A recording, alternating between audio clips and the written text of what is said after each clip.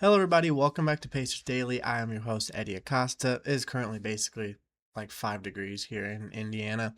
Um, but we'll walk right through it. Let's do this. Thank you, everybody, for your support and all your subscribing and likes and everything. Thank you very much. Keeps the channel going. I love doing these videos, just bringing you Pacers news, Pacers updates, Pacers rumors.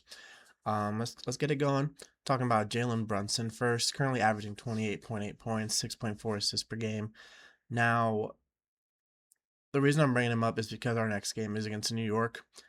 New York will be playing today in the NBA Cup final. Um, so we'll see how they're doing after that. Now, will they rest some of their players against us after the NBA Cup and just because they're playing us and we haven't really shown up too much? I mean, last game against the Wizards, we played terribly.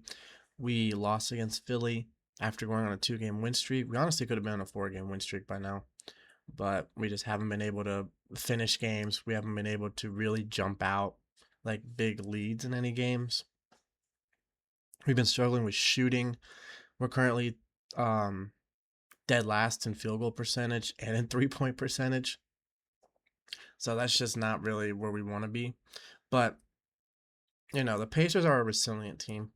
I'm not saying that we're going to really be a playoff team this year because we've already lost 20 games this early in the season. But, there's always been crazier stuff to happen.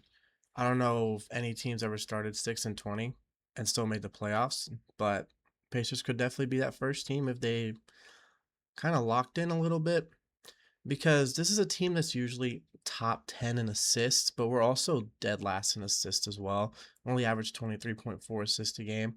That's because we're missing about 10 to 12 assists per game with just Halliburton.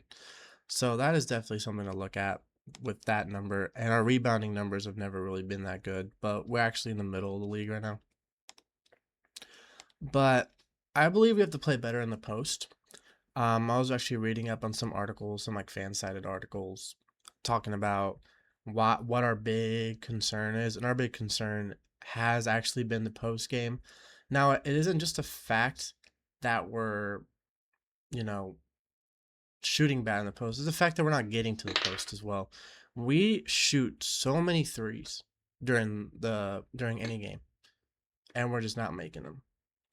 We have players that usually are very consistent from three, like Ben Shepherd, Andrew Nemhard, Siakam, that have been very consistent from three, except this season all dropped a little bit, which, you know, isn't really necessarily ideal when your best player is out with an injury all season. We need more people to really step up. But Siakam is averaging about almost 12 points a game in the post, which is honestly pretty good. But the problem is, outside of him, no one's really getting in the paint. And players like Matherin, they do, but they also get fouled a lot, so they're usually at the free throw line more.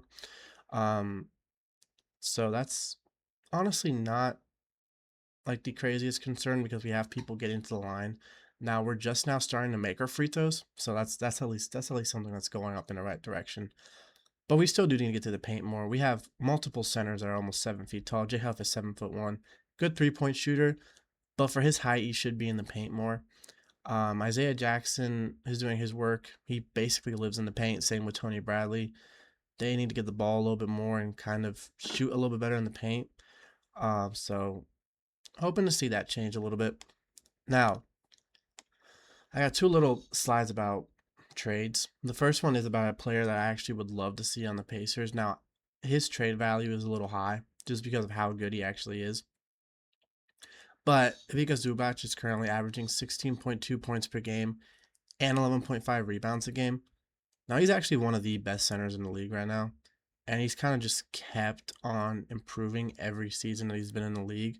Last year, he was averaging 16 and 12. So this year, he's a little bit down in the same minutes per game. But his team is also playing a lot worse. They're 6-20, just like us. And the Clippers might be looking to blow it up. And by blow it up, I'm not talking about trading Kawhi and James Harden. I'm talking about trading other pieces. John Collins probably is going to be off that team. Derrick Jones Jr. might be off that team. Zubac will most definitely be the number one most called upon target because Zubac is not even 30 years old yet. He's still 28.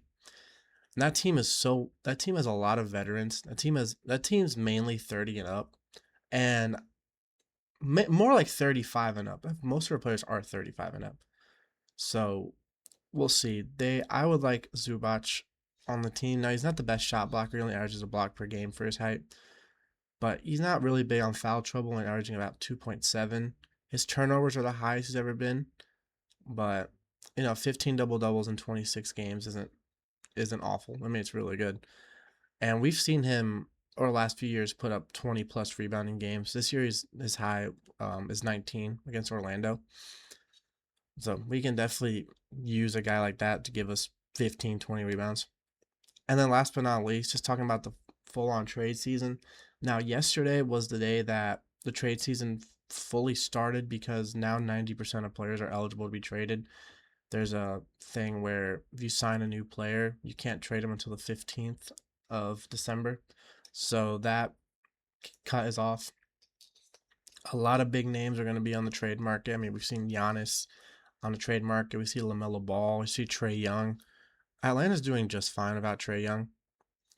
They're 15 and 12, currently eighth in the East. And also we don't know the condition of Trae Young's knee injury. They haven't really updated us too much. I know they're going to reevaluate him, but now Porzingis is also out. He's not probably going to be on a trade block or anything, but just bringing up the fact that Porzingis is going to be out. But we'll see what happens with Trae. We'll see what happens with Zubac. We'll see what happens with Giannis. Giannis is going to be the big one. Heck, the Sixers are one of those weird teams where Embiid could be gone just because of how Tyrese Maxey's been playing, but Embiid also had a dominant game against us. Paul George has been kind of locking in recently, so the Sixers are looking better than usual, which not a fan of at all. But I will respect them. They are doing a lot better than they did last year, so props to them. But overall, I'm just looking for a good trade season. Now, I'll probably next few videos, I'll probably grab a list of names that could potentially be trade targets, and then just really talk about who can be what. So, as always, I'm your host, Hery Acosta. This is Pacers Daily. Boom, baby, and go, Sirs.